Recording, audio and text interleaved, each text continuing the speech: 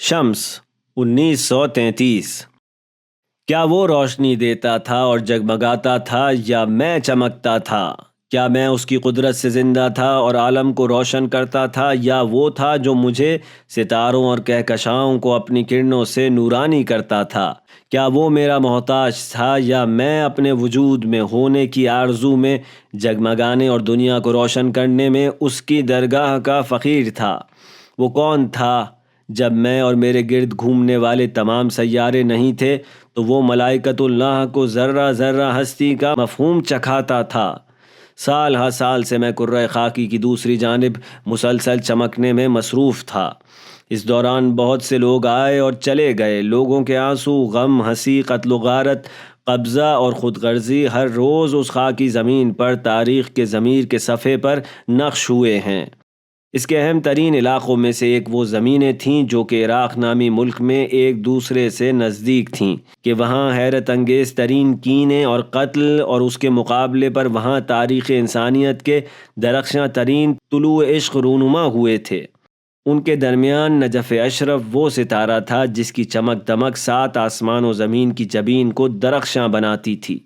آسمان والے اہل آسمان سے بہتر جانتے ہیں کہ ہر صبح تمام کائنات اپنے وجود کو نجف اشرف میں مشیت الہی کے آشیانے سے دریافت کرتی ہے۔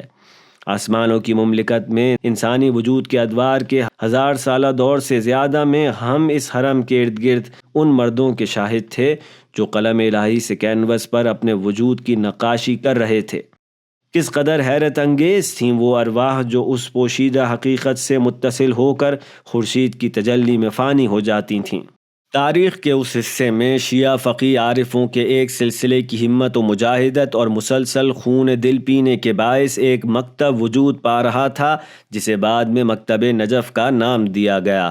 آئندہ آنے والے سالوں کے لیے معنویت کی بنیادیں کیلوں کی مانند زمین حقیقت میں گاڑی جا رہی تھیں، تاکہ جو لوگ مرکز ہستی میں اپنی نابودی کے پیاسے ہوں وہ اس گوہر سے بے نصیب نہ رہیں۔ ملکوت، جبروت اور لاہوت ان علماء کو اپنا کردار ادا کرتے ہوئے دیکھ رہے تھے جن میں سے ہر ایک اپنے مرطوب حجرے کے ایک گوشے یا چھوٹے سے گھر میں اپنے سینوں کی کھدائی میں مصروف تھے، تاکہ حقیقت اہل بیت کے اقیانوس سے ہم آغوش ہو سکیں۔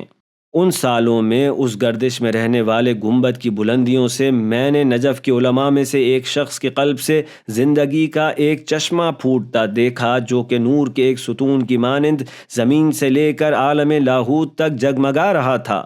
گویا جو جانیں اس سے متصل ہوتی تھیں اور اس راہ میں نہ صرف اس اتصال سے خوش تھیں بلکہ اس کے کلام پر عمل پیرا بھی ہوتی تھیں، آگ تلے راکھ کی مانند ذرہ ذرہ اپنی ہستی کو امیر المومنین علیہ السلام سلطان ملک و ملکوت اور والی غیب و شہود میں فانی کر دیتی تھیں۔ اہل آسمان اس ملکوتی حریم اور ان شیفتہ روحوں کے حق تعالی سے اتصال پر رشک کرتے تھے، اور ہر روز و شب اور ہر لمحے تنہائی، مجمع اور آمد و رفت کے دوران ان کے جان لیوا جہاد کے شاہد تھے۔ اگرچہ زمین کے لوگ متوجہ نہیں تھے، تاہم اہل آسمان کی تیز بین نگاہوں سے جزیات پوشیدہ نہیں رہ پاتی تھیں۔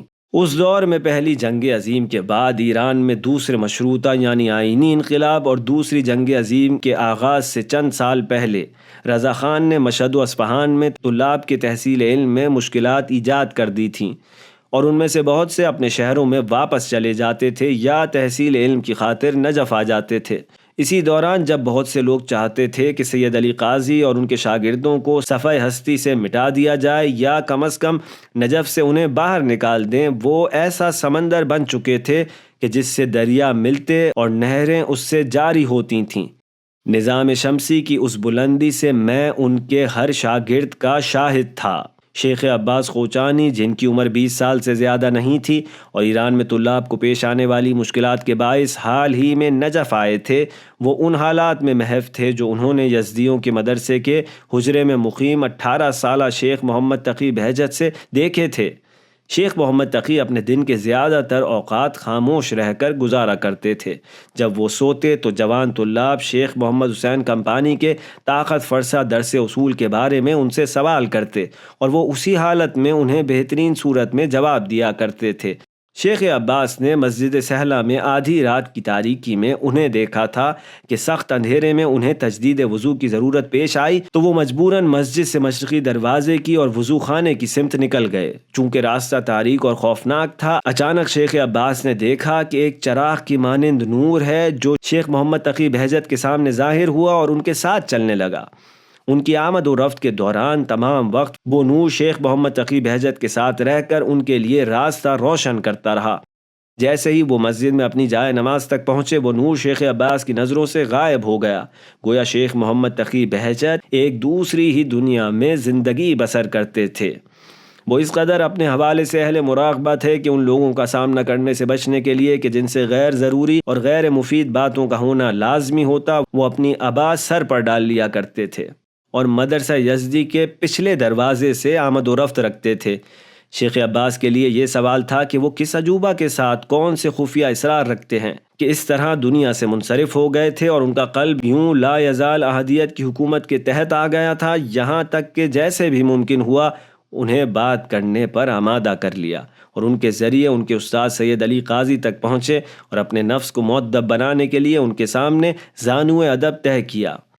کسی دوسرے کونے میں ایک رات کو محلہ عمارہ کے قریب ایک چھوٹے سے گھر میں شیخ محمد تقی آملی اپنے مختصر کمرے میں لیٹے ہوئے یہ سوچ رہے تھے کہ لوگوں کی جانب سے مسلسل دعوت اور نجف کی معاشی مشکلات کے سبب انہیں اب ایران چلے جانا چاہیے۔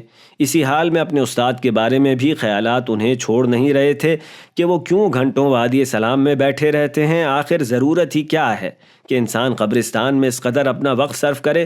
ان کی آنکھیں آہستہ آہستہ بھاری ہو رہی تھیں۔ اسی حالت میں انہوں نے اپنی نظریں چھوٹے کتاب خانے کی جانب موڑیں جو ان کے سامنے تھا اور سوچا کہ میں نے اپنے پاؤں علمی کتب کی طرف پھیلائے ہوئے ہیں، کیا یہ بے احترامی ہے یا نہیں؟ آخر کار خود سے الجھ کر اپنے آپ کو یہ سمجھا دیا کہ یہ کام بے احترامی نہیں ہے، اور یہی سوچتے ہوئے ان کی پلکیں بند ہوئیں اور وہ گہری نیند میں ڈوب گئے۔ اگلے دن جب وہ اپنے استاد سے ملے تو قاضی نے سلام اور احوال پرسی کے بعد بغیر کسی تمہید کے کہا، مصلحت نہیں ہے کہ آپ ابھی ایران جائیں، علمی کتابوں کی جانب پیر پھیلانا بے احترامی ہے۔ شیخ آملی نے جو کہ حیرت زدہ ہو گئے تھے پوچھا، آپ کو ان باتوں کا کیسے پتہ چلا؟ قاضی نے زیرکانہ ہنسی کے ساتھ جواب دیا، وادی سلام سے۔ بسم اللہ الرحمن الرحیم، حصہ دوم۔ ایک اور دن بازار حویش کے قریب ایک دوسرے خستہ سے مکان میں سید محمد حسین طباطبائی کے جن کا تیسرا بیٹا سخت ہو گیا تھا اور ان کی زوجہ قمر السادات اس جاں سوز درد سے بےتاب تھیں، اپنے ٹوٹے دل اور شدید غم کے ساتھ کوشش کر رہے تھے کہ معرفت النفس کی دشوار راہوں اور سخت منازل کو طے کریں۔ وہاں سے نزدیک اور دوسرے گوشے میں ان کے بھائی سید محمد حسن اپنے گھر کی چھت پر شفق رنگ آسمان تلے حضرت ادریس علیہ السلام سے گفتگو میں مصروف تھے، وہ پیغمبر جو ان سے ہزاروں سال پہلے دنیا سے جا چکے تھے۔ کربلا معلیٰ کے ایک زاویے سے شارع عباس کے نزدیک ایک بازار میں طاقت فرسا ظہر کے وقت جب آسمان سے آگ برس رہی تھی، گرم اور جھلسا دینے والی بھٹی پر سید ہاشم نال بند دہکتے لوہے پر ہتھوڑا چلانے میں مصروف تھے، جبکہ وہ حقیقت مرگ پر توجہ اور تفکر میں غرق تھے، جیسے خود مر چکے ہوں اور اپنی برزخی منازل طے کر رہے ہوں۔ ان کی پوری کوشش تھی اپنے استاد کے احکام کی پوری طرح پیروی کریں۔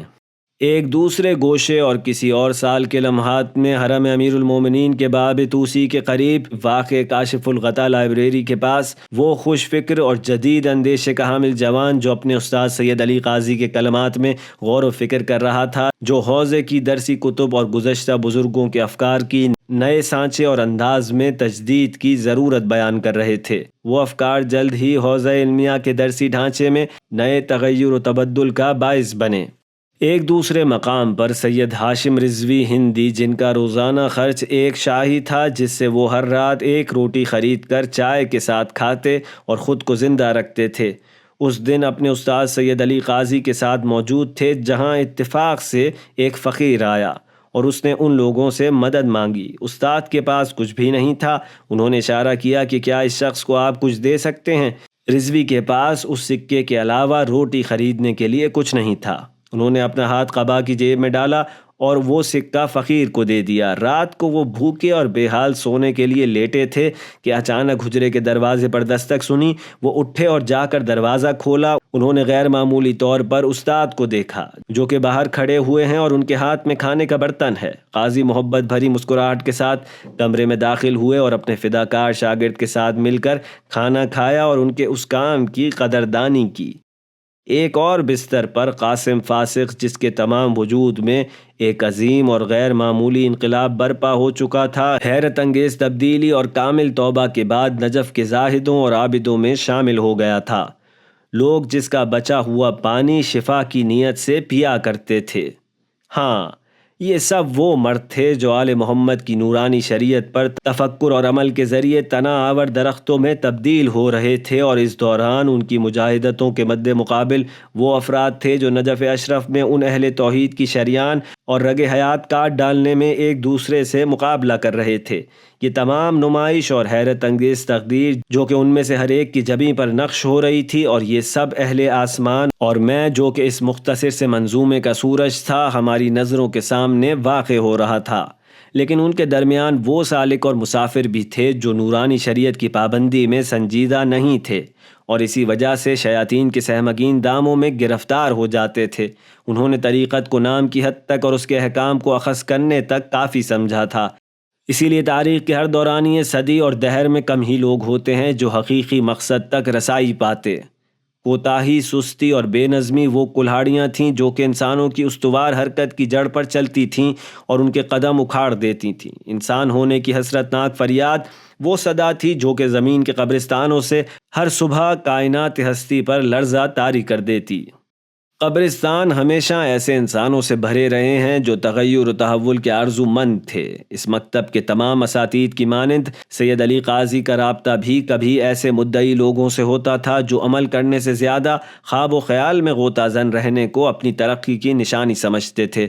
جب باطنوں میں حقیقت کی سنگینی ختم ہو جائے تو وہ بھی جو کہ راستہ طے کرنا چاہتے ہیں ایسے مجسمے بن جاتے ہیں جو کھوکھلے اور پر مدعا ہوں۔ تحول کے لیے انہیں چاہیے کہ صورت سوزی کو اپنا دستور العمل بنائیں، ورنہ اگر اسی طرح چلتے رہے تو وہ تخیلات و کثرات کا ایسا جرثومہ بن کر رہ جائیں گے جو توحید اور اساتذہ کی خدمت کا مدعی ہو۔ اس خطرناک بت کو توڑنے کا ایک راستہ سید احمد کربلائی کا وہ خط تھا جو انہوں نے اپنے ایک شاگرد کو لکھا تھا۔